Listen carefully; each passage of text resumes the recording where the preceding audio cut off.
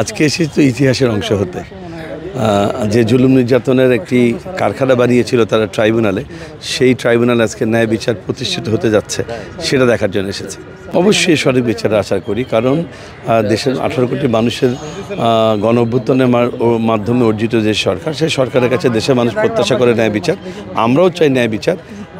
আওয়ামী লীগের নেতৃত্বে যে মানবতা বিরোধী অপরাধ হয়েছে, খুনি হাসিনার নির্দেশে যে মানবতা অপরাধ হয়েছে এবং সেই অপরাধে সম্পৃক্ত আওয়ামী লীগের ফ্যাসিস্ট যে সমস্ত নেতারা আজকে আদালতে এসেছিল, ট্রাইব্যুনালে হাজির করা হয়েছে, এই সমস্ত ফ্যাসিস্টদের চাক্ষুষ সাক্ষী আছে, যেটা মাত্র 2 মাস আগের ঘটনা, 3 মাস আগের ঘটনা, যেগুলি চোখে দেখা সাক্ষী। আপনি আমার ইন্টারভিউ নিচ্ছেন, হয়তো আপনি নিজেও একজন সাক্ষী।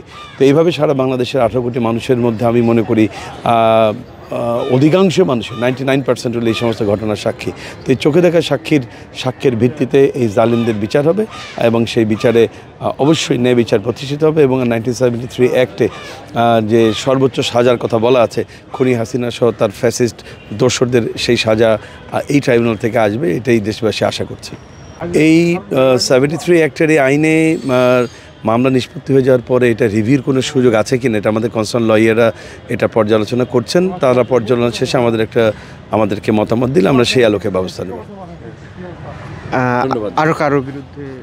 আর কারোর বিরুদ্ধে মানে হচ্ছে আওয়ামী লীগের কোনো নেতা? তো এখানকার লয়াররা বলতে পারবো, আমি বলতে পারবো না।